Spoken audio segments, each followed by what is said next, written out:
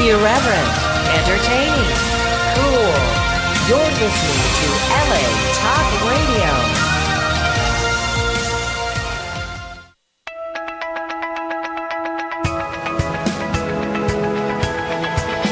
You're listening to Peace Fund Radio with Ethan Dettenmaier and Adrian Paul, right here on LA Talk Radio.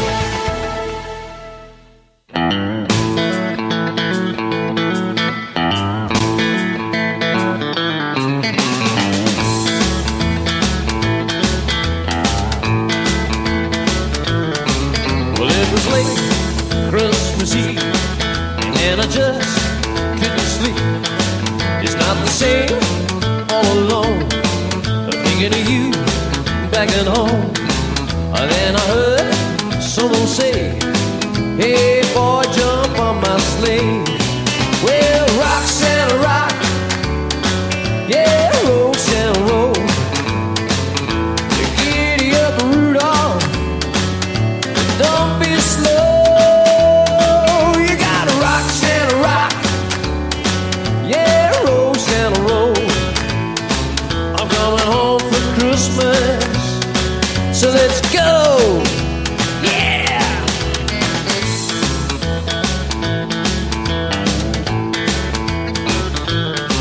All through the cold, frosty night, follow the star in the sky, and the snow all around.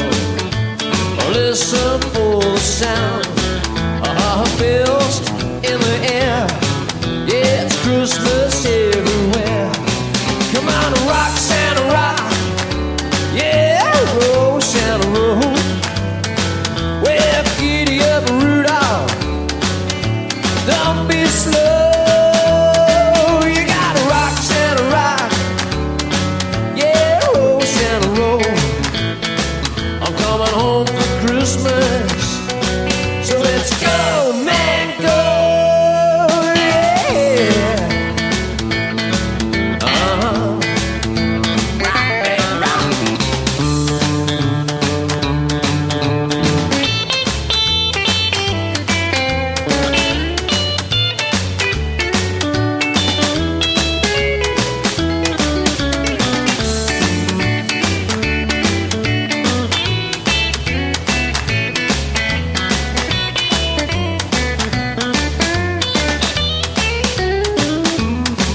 Leave a present by the tree, a bunch of cookies out for me. We take a drink by the fire, and baby, close your eyes. This is a land of dreams and wishes. Hey, Santa, thanks a million. Well, rock Santa rock, yeah, roll Santa roll. Giddy up Rudolph, don't be slow. You gotta rock Santa rock, I said roll Santa roll. I'm coming home for Christmas, so let's go, man, go, yeah, yeah. Good morning. Welcome to Peace Fund Radio. Listen, that real quick was a clip off the Combat Radio Christmas album, which benefits our work for social services, supports our work with homeless children. And that was Gary Twin of the International Swingers, which features Glenn Matlock of the Sex Pistols, Clem Burke of Blondie, James Stevenson of the Cult, and the Alarm. And you can catch them playing our live Combat Radio Christmas concert and toy drive November 22nd at 24201 Valencia Boulevard, the Town Center Plaza. Get ready, get crazy, come down. It's a free concert for a good cause. And I was playing that shamelessly, not so shamelessly, because Adrian Paul just came running into the studio like a superhero. How are you, man? Nice of you to make it to your own show. Yeah, it's very nice of me. I know. It's kind of a stressful day today. Yeah. I'm packing my house up, so moving house, so getting all the boxes and yes. People didn't turn up this morning, and who didn't turn up? The movers who were supposed to start the boxes. They were supposed to be there at 8, and it was 8:45 before I left, and they still weren't there. So, hopefully they're there now. My wife was already stressing a little bit. Yeah, well, that's stress worthy, my friend. Yeah, it was. God bless her. She's doing a great job. And then the kids, I've got to go pick the kids up after this. I just came from a meeting, a finance meeting. And now to the show. A slight thing to do on our Wednesday morning show. Yes, but it's all good. It's all good. World Kindness Day is tomorrow. I like that. Did you know? I'm all about that. Yeah, it's a day that encourages individuals to overlook boundaries, race, and religion, I'm all about that. Yeah, we're all about that. Yeah, That's and according to modern psychology, altruistic acts increase our own happiness in a profound way. And I know, actually, that is true.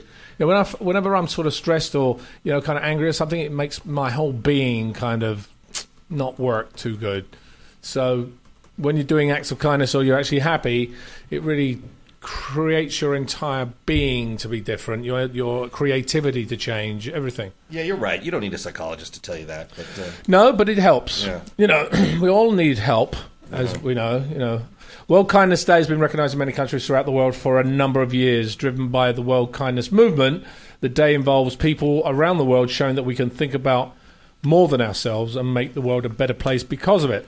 No matter where you are, this is the day to change the world with one simple act of kindness. Mark Twain actually summarised it when he said, "The language which the deaf can hear and the blind can see." Really doesn't take much to show someone or somewhere an act of kindness. So what will you do on November 13th? What will you do, Ethan? Here's a question for you, live on... You know what? I'm going to actually, let me just put it to you this way. I'm going to do what I try to do every day, whether it's announced or framed up as a holiday or a cause or not, which is I start my morning trying to figure out what kind of action, positive momentum I can get going for myself and other people, and I begin to make the world a better place by building out. But, it's kind of interesting because, for us to do an act of kindness, it could be something like, somebody's on the street and, give them some food, or somebody's struggling with boxes in the back of a truck and you help them lift it in, or there's just different things you could do, which is an act of kindness. And sometimes it's really when the person receives that act of kindness, they're like, wow, that was nice of you. I didn't expect that. It's a gift. I am very much trying to do that in simple ways.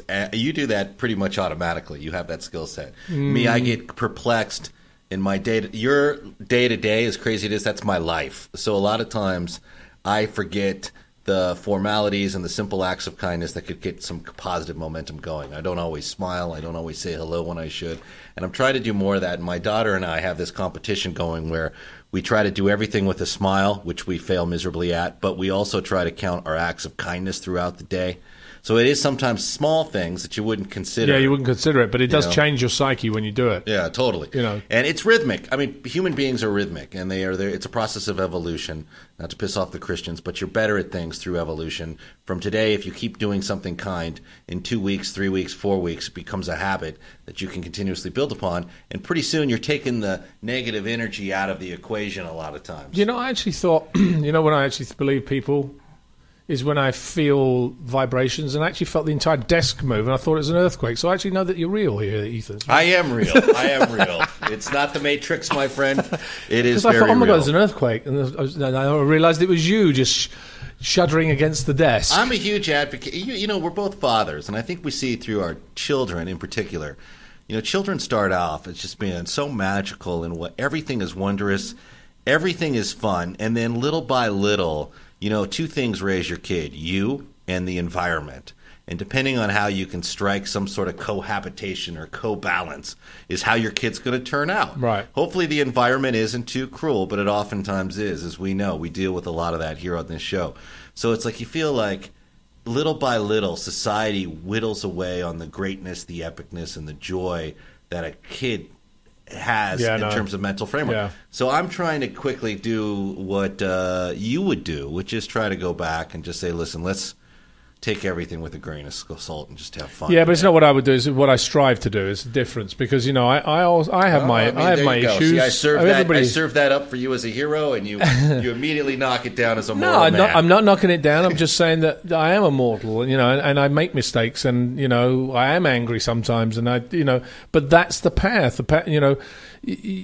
People we talk about. I talked about this before in different events that I've been to, and I say to people, your dreams are never what you ever thought they would ever be. They'll never turn out how you want them to be because you've got to walk the path. And the path has all these changes and the day-to-day running of things and the way we deal with things and money and life and everything gets in the way, and it changes your decisions as you go along. So, and that makes you, internally, that makes you angry or happy or whatever. So you have to be able to navigate that path. Yeah. So, for you to say, yes, I'm great. Yeah, I try and do it. It's not that I am, but I try and do it. And I think that's all we can strive for, because we'll all make mistakes. And it doesn't mean if you do it, if you make a mistake, it doesn't mean you're totally wrong and you're a bad person. It means, okay, learn from it, move on, and see how you can make it better.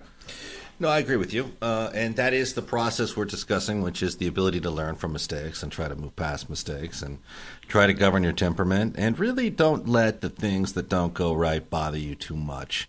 I think that's a big process here, too, as people get swept up in trivial drama or things that don't click just right, and it just triggers a negative progression that affects everybody around you. Yeah. Well, last week we had Dalton Cyr in the studio, and he's a young boy, a young man, should I say, 14. Mm-hmm. 14, wow. And he does a lot of things for children that are in need. And we talked a little bit about foster kids, and I want to continue a little bit about fostering kids, because each year thousands upon thousands of children have to be rescued from unfit homes, often bringing nothing with them. So they've got absolutely nothing. Sometimes they're abused, they're neglected, abandoned, and they're from all races, ethnicities, religions, and economic backgrounds, and they range from newborns to teens. And they don't necessarily just live in the big cities; they also live in small towns. So the common thread is that they've all been hurt by the people who should have provided love and safety, but instead gave them fear and pain. And as I said, the path that we walk all the time is fraught with bad decisions. But don't let the bad decisions govern your life. Try and make better ones and go, I was wrong about that. Let me see how I can make it better. Tough to do, but it's a path that we have to all really walk. Facts. Because we love facts. Every year in America, nearly 300,000 children enter foster care after being rescued from terrible home circumstances of abuse, neglect, or outright abandonment. Most enter care with nothing of their own. And at any given time, there are over 400,000 children in the national foster care system. Wow. Many of these children have entered and transitioned through foster care with little of their own. Now, I saw that firsthand when Peace did School Makes a Difference program back in the late 1990s, 97, 98, 99, 2000.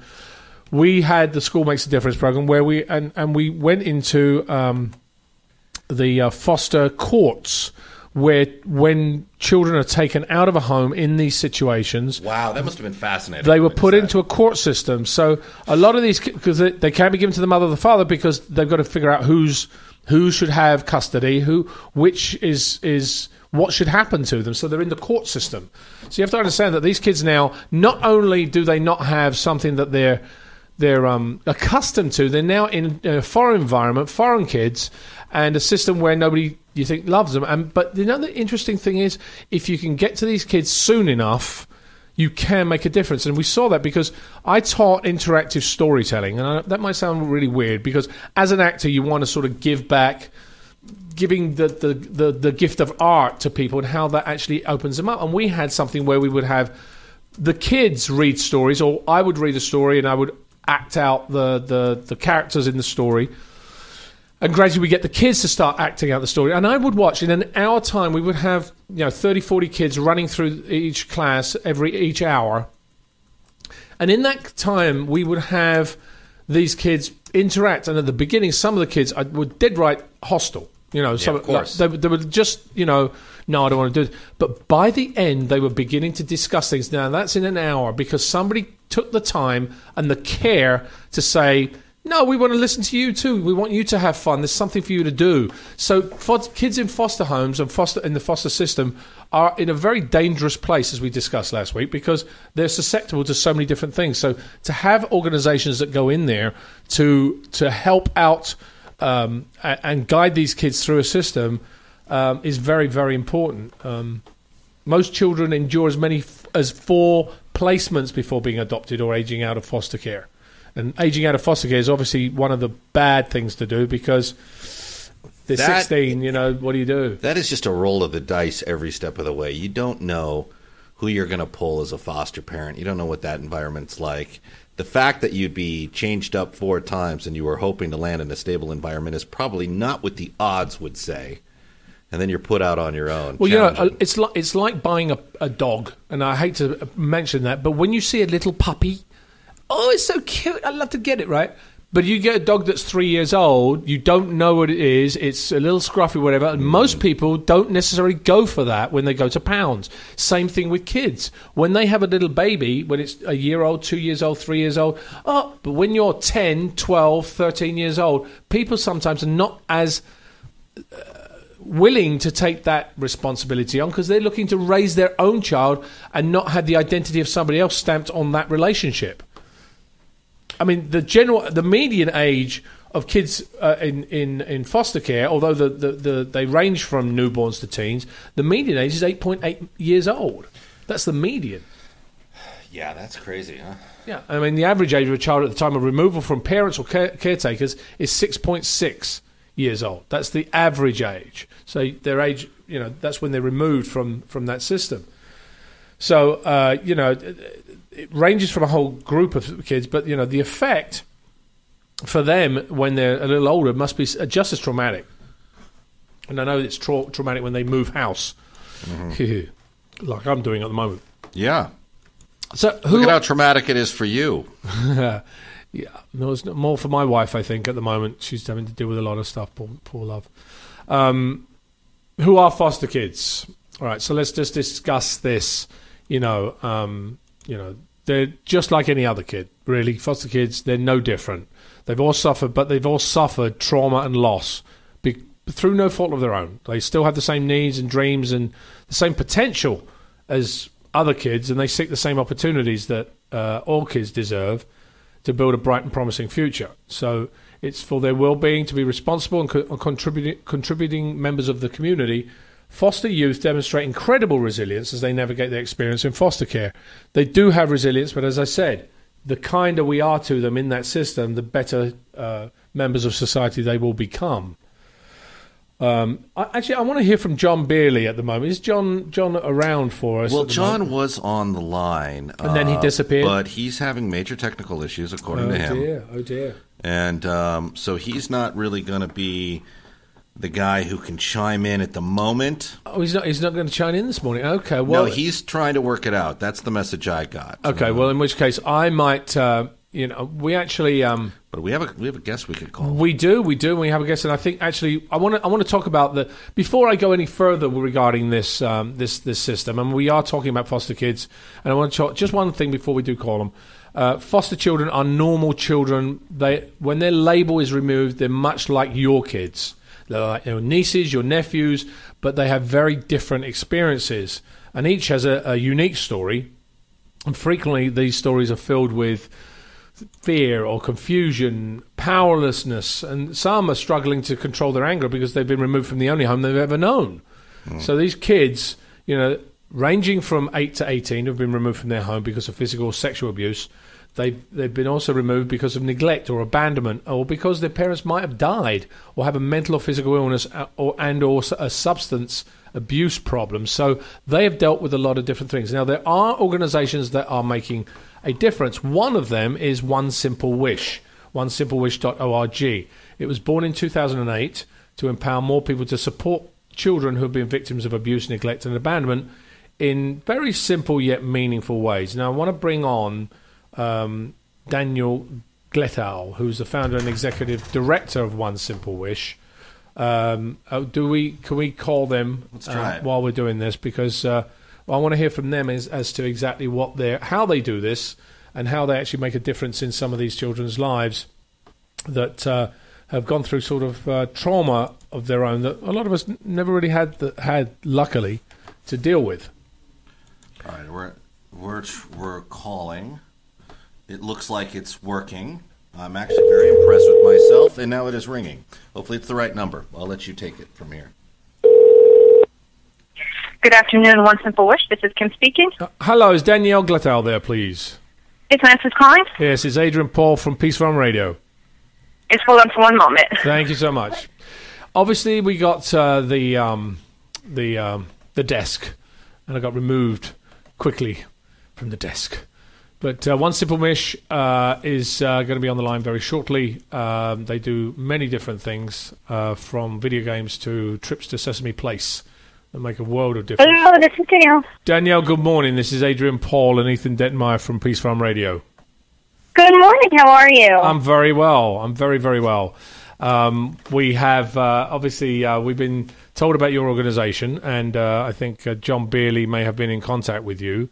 And we wanted to find out a little bit more about what you do. I know you've been passionate advocate for children's rights for nearly 2 decades, and you're the founder of One Simple Wish. Can you tell me a little bit about what you guys do? Well, quite simply put, One Simple Wish exists to empower more people to get involved in helping kids in foster care lead brighter and happier lives. It's a pretty simple concept. Kids in foster care move around a lot from place to place. They leave behind their schools and their friends and their families and oftentimes siblings, and they go without a lot of the benefits and joys of childhood that most of us had. So many kids don't get to participate in school sports or go to their prom or get their graduation photos. And One Simple Wish exists to ensure that the kids get to make those memories and make those connections by posting their wishes online and letting people grant them anytime. Now, I know that, I always ask this, but we have a lot of Heroes of the Week coming on who are individuals, usually children who have started organizations or parents that have started organizations. And I always ask them, why did you start this organization? Why this? And I know that you had your first foster child in 2006, but can you tell me why you started the organization? Yeah, I started this because as a foster parent, when my husband and I chose to become foster parents to adopt in 2006, we learned a lot about the system and about what the kids were going without, and we felt like this was an opportunity to encourage more people to get involved in helping the kids. We would speak to people who didn't want to foster or didn't want to adopt, and so they felt like they really didn't have a role in helping the kids have better, brighter lives. And we knew that wasn't true. We knew there were ways that they could get involved, and it was just that it was a challenge to connect to the individual needs of each child. And we wanted to create a way to make it easier for people to reach thousands and thousands of kids. So we decided that, after we adopted our daughter through foster care and I had another child, a biological child, we felt like, we would put all of our efforts towards creating this foundation that would encourage more people to get in on the conversation. I just, the way I look at it is, before everything else, I'm a mom, and I love being a mom, and I want every child that is out there to know that they're loved and to feel that sort of love. And One Simple Wish is, by granting wishes, we are showing these children that we hear them and that somebody's there for them. And that's what it comes down to every day. I know that there are a lot of children up until the age that they're actually out of the foster care system. And, what inspired you to foster a child in your home? And how old was that child when they first came into your home? My husband and I fostered 3 children before we adopted my daughter, Mia. We fostered younger children, mainly because we were younger ourselves, and we felt like, we wanted to foster children that we felt prepared to care for. So the children that we fostered one was 18 months, one was 2 years old, and one was a newborn baby before Mia was placed with us, our daughter who we adopted, and she was placed with us as an infant. So we didn't have older children in our home actually until last year, when we had a young man who was 19 living with us for a short period of time. We didn't do it formally through foster care. He was a former foster kid that had aged out, but we provided him with a place to live in between graduating high school and going off to college, because he didn't really have the connections that he needed to get ready for school. And that was our first experience as a teenager, which has its own unique set of challenges, but we're still in touch with him and still supporting him. And I think it's important that that we do find more foster parents that are willing to take in older children, because most kids in foster care, I shouldn't say most, but many kids in foster care are older children. And they need just as much support and guidance and love as the younger ones do. Yeah, I don't know if you were listening to the show, but I did mention that fact. I liken it to people going to go to the pound with a puppy. They see a puppy, they're like, oh, it's so cute. But with an older one, they're like, I'm not so sure I can do. And so kids are the same thing. People have that same feeling. And as well as the process, I think, what was the process you went through to become foster parents? I mean, what does somebody have to do, and how does it work? Well, I'd be lying if I said it was easy. I definitely think that, our country needs to make the process a little bit more, I don't want to say simple, but maybe a little bit easier to navigate. We went through, at first, initially, we went through a home study, background checks, licensing, visiting our home to ensure that, there were no safety hazards in the house. We then went through training, which in New Jersey is called Pride Training, and I think there's a few other states that use this form of training as well, but there is no nationwide standard for foster parent training. And the training itself, I don't know that it was all that, helpful to us. It was difficult to attend because it was a lot of hours that you had to put in a short period of time, and when you have two working parents, it can be very difficult to get there. But we went through that, and then our neighbors were interviewed, our friends were interviewed, our employers had to put in referral notices. I definitely think it was a thorough process, which is a good thing. But there were certainly times where it was frustrating because it did take such a long time, and we were very anxious to foster. The adoption process took even longer. And that was even more frustrating because we had Mia living in our home and we had been raising her, and it still took us 2 years to finalize that adoption. So I think that our country has got a long way to go in making this system something that is going to attract more people who are working parents, because we do want working parents. We do want people who have financially stable homes to be foster parents. And, and fitting all of this into your schedule can be a challenge. And it certainly was for us, but obviously, very much worth it. And that's what I tell people. It's worth it. It's worth any of the frustration and any of the issues you might have dealing with case managers or, other things you may read about in the news or, hear about in the news or read about the paper.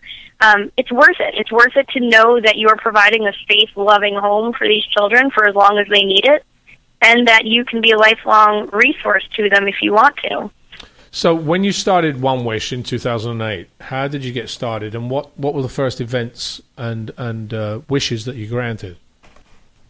Well, we got started. I wrote the business plan while I was on maternity leave. I had my daughter about 8 months after we had Mia placed with us. So my daughters are very close in age, and so when I was home on maternity leave, I put together this business plan, and it was important to me that I thought really long and hard about what type of organization we were going to have and how it was going to be successful, because I didn't want to be an organization that, was started just out of a desire to do good and wasn't really well thought out. And we launched just in the state of New Jersey initially by partnering with organizations that were serving children in foster care. So most of them were group homes where children were living, as well as some support groups for foster families. And, we started just by word of mouth. We did a few launch events locally that my husband and I funded ourselves. We actually funded the development of the website ourselves as well, and encouraged people to learn more about how they could get involved, how they could grant a wish, how they could learn more about foster care.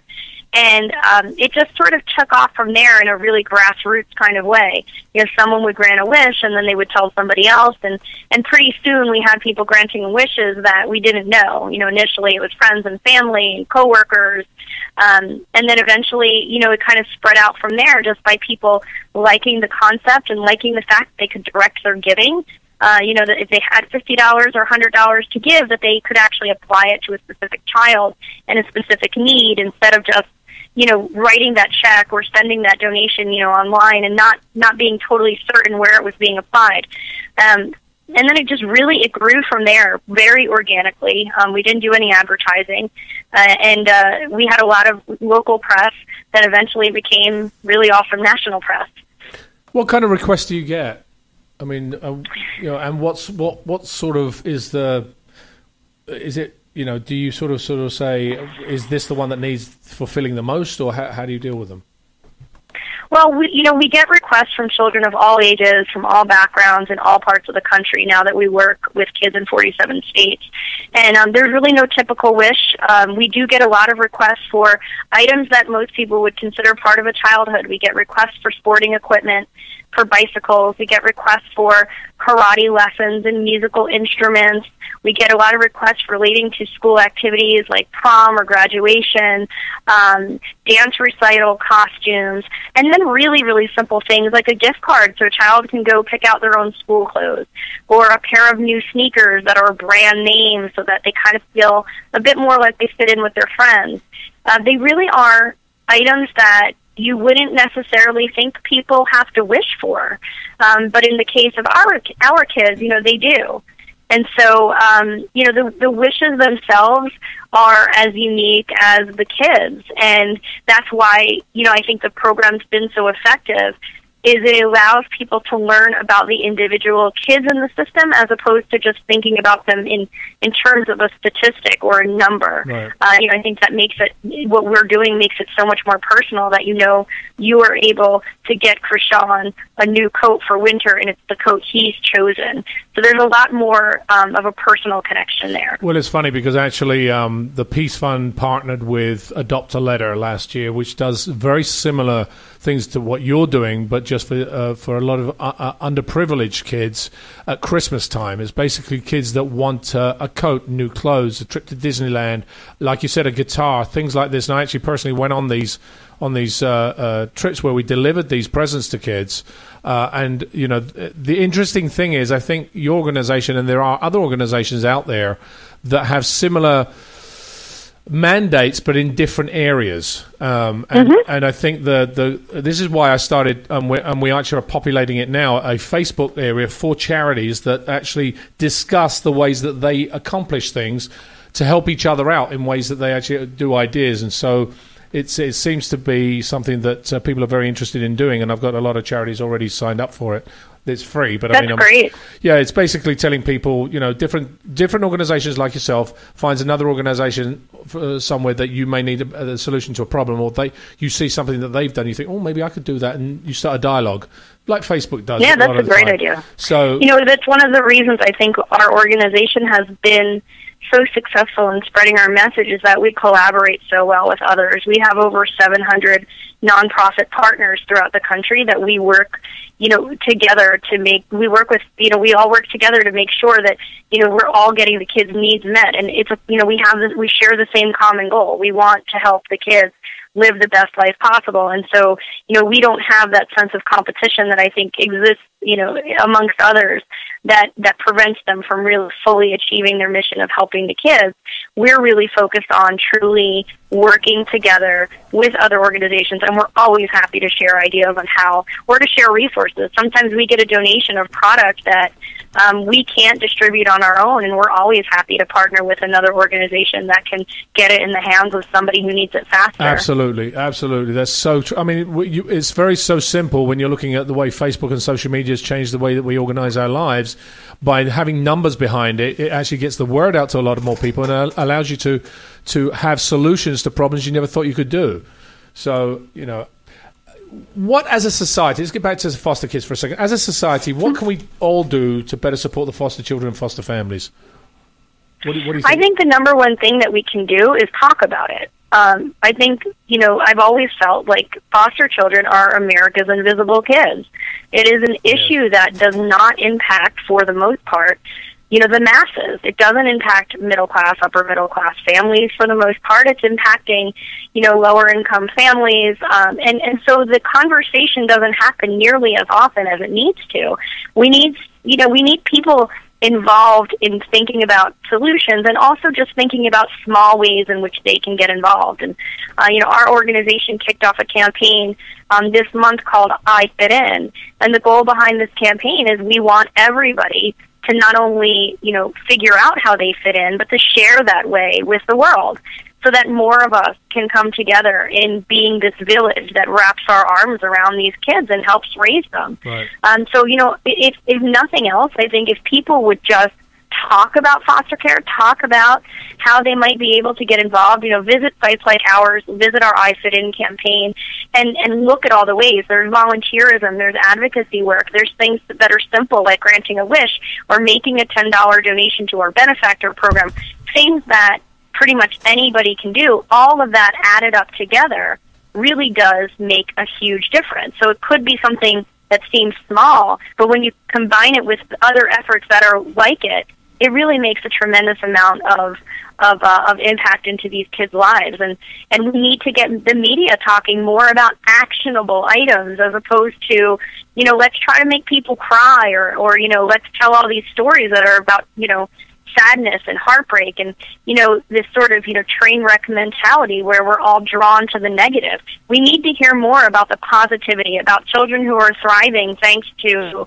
supportive people, like our wish granters or like court-appointed special advocates who we love, or mentors who are doing an exceptional job. We need to hear more of those stories because then those conversations can be productive. They don't just have to be, whining or finger-pointing. We need productive, actionable conversations. Absolutely. Danielle, thank you so much for coming on and talking to us. I'd love to continue this, but we're running out of time today. So we will be in contact with you again. I think you're doing a great job. And obviously, Thank you. You're very, very well versed with this now. And I can hear the passion behind it, which I think is very, very important. I think that's one of the key things. You have to have passion to really make your organization thrive. So I do. These are my kids. I'm here in the long haul to help them live the best life possible. Well, thank you so much for joining us, and I hope to talk to you again. Thank you so much for having me. Take care. Thank you, Daniel. Bye-bye. So, wow. Do we have John Bailey yet before I go off into another? Yes. Good morning, guys. Sorry, I'm late getting on this morning. I don't know if you guys saw this in the news yesterday, or actually today. Earlier today, a European Space Agency probe that was launched 10 years ago and traveled something like 4 billion miles, caught up with a comet that's 320 million miles away from Earth and landed on the comet. That task was easier than my getting on the air. I thought you were going to say you were on the comet or something, John. I thought you were going to say you were somewhere like in the spacecraft, or we thought you were in a closet somewhere, but in actual fact, you're on a comet. That's good. Listen, if they figure out a way to put a man on a comet, I am the first. I'm the first person to. So listen, let's get to brass tacks. We heard from Danielle. I thought it was a fantastic story. If you heard it, I think we need to sort of continue that discussion.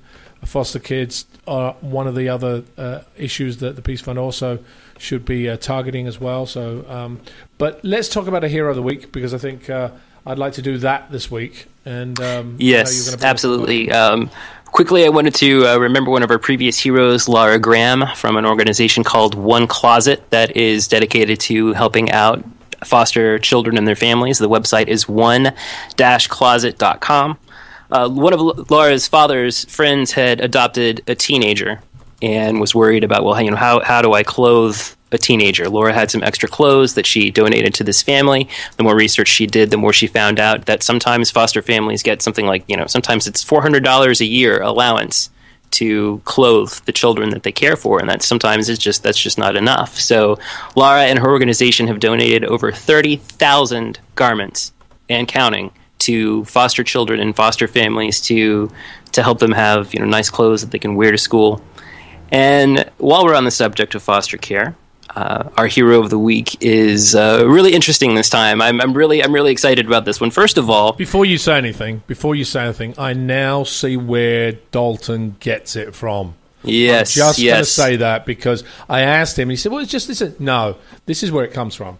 This is amazing. Okay, last week we had Dalton Cyr in the studio. Dalton is a 14-year-old singer, songwriter, entertainer who has donated a massive amount of his time and his talent to charities and children's causes. Now, obviously, Dalton is inherently a good person. His parents, Cindy and Frank, are lovely people who have instilled great values in him. But where did the Cyr family, powers of giving get their start? Our hero of the week this week is 93-year-old Gracie Cyr, who is Dalton's grandmother. Now, talk about longevity. Speaking of longevity, this is our 100th episode of Peace Fund Radio, guys. 100th episode. And just really? like our show, Gracie that. has had a lot of longevity in helping children. Over the past 55 years, she has cared for 98 foster children of all ages, from newborns just coming out of the hospital to teenagers who have, undergone unspeakable abuse. Gracie has never batted an eye. She has taken in every child who needed help. She has given homes to all of these amazing children, and it's just a really incredild story. I wanted to read a quote from one of the children that she had helped, named Lisa Gagnon. Lisa, when she'd stayed with Gracie and her family for a while when she was 8 years old. She had gone on to another foster family. That situation did not go well for Lisa, so she came back to Gracie's home, stayed with Gracie again until she was 23, and now has a family of children of her own. And she credits Gracie's goodness and Gracie taking a chance on her and believing in her for allowing her to have a good, happy, healthy life. She's raising her own children in an incredible environment. And one of the great things about Gracie is that, she's always, even, despite being 93, she's always looking for the next way to give better care to her children. I mean, imagine, classes for putting in IVs, different medical procedures, whatever she needs to do to take care of the children in her care, she'll do it. She's, throughout her 60s, 70s, 80s, she would attend whatever classes she had to give the proper medical care, to give the proper drug counseling, whatever she needed to do to make life better and give better chances to the foster children under her care. She would do it. Now, her most long-running foster child is actually a young woman who is actually still with Gracie. Again, at 93 years old, she's still a foster parent. A 24-year-old girl named Kayla, who has been with Gracie since Kayla was only 5 years old. Kayla has cerebral palsy. She has very severe seizures that leave her unable to walk, unable to talk.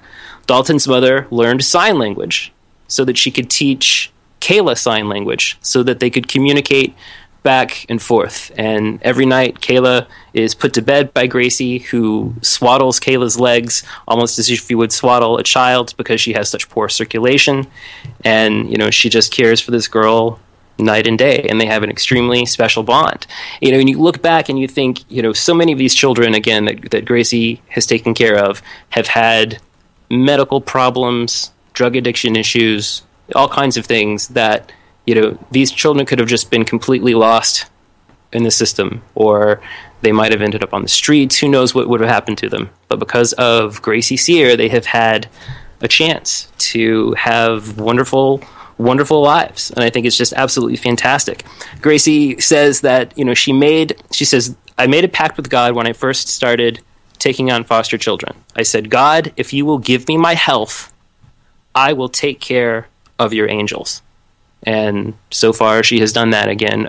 98 foster children over the last 50 years, and no signs of slowing down at age 93. So Gracie Cyr, for a lifetime of service to children, and of course for raising a family that resulted in Dalton, who is obviously carrying on your legacy at a young age. You are our Peace Fund Radio Hero of the Week. Brilliant. Yeah, absolutely, and that's exactly where Dalton gets it from, I think. And this, I was talking to Danielle, talking about how it spreads, and how we got to talk about things to actually, and this is what tomorrow is all about, an act of kindness that actually then spreads another act of kindness, etc. And this is what she's done. She's been able to create acts of kindness throughout her years to children, and have affected not only the ones that she's been able to directly foster, but also her grandson, and who he's been able to touch, and who they've been able to touch, etc., etc. So, Gracie, congratulations! You're definitely the hero of the week this year, and I love hearing stuff like this. John, do you have? We've don't know where the time's gone today. Anyway, do you have anything else to talk about right now before I finish my tirade? Go on the tour, Adrian. Go get it. Okay, Go get it. So John, thank you for bringing us that.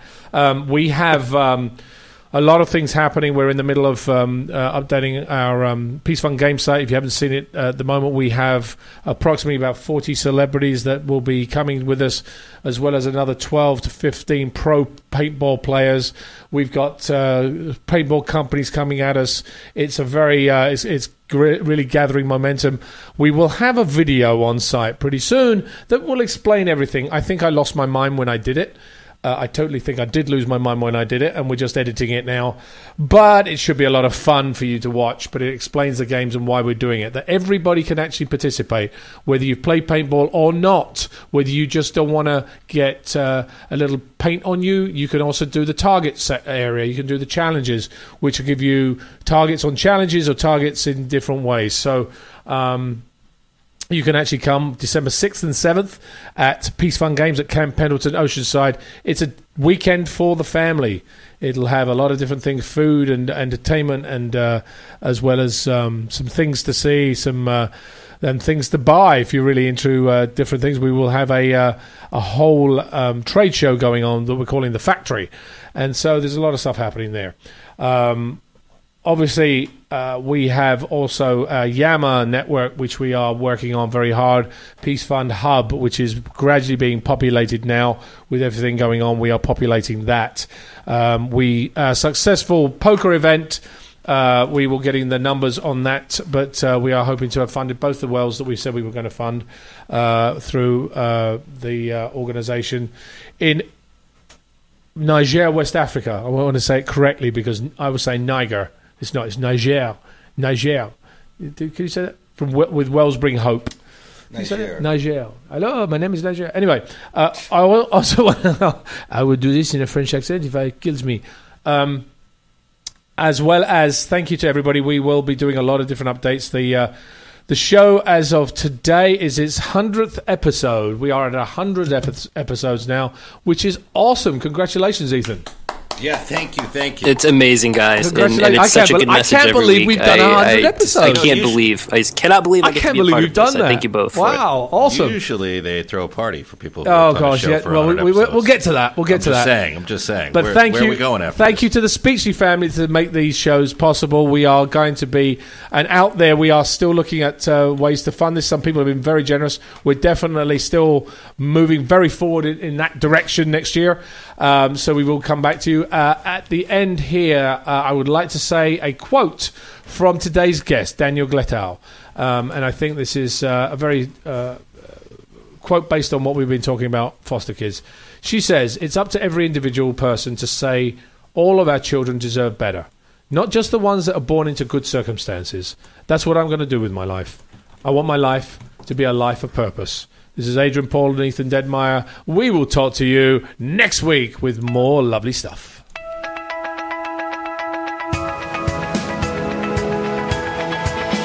You're listening to Peace Fund Radio with Ethan Dettenmaier and Adrian Paul, right here on LA Talk Radio.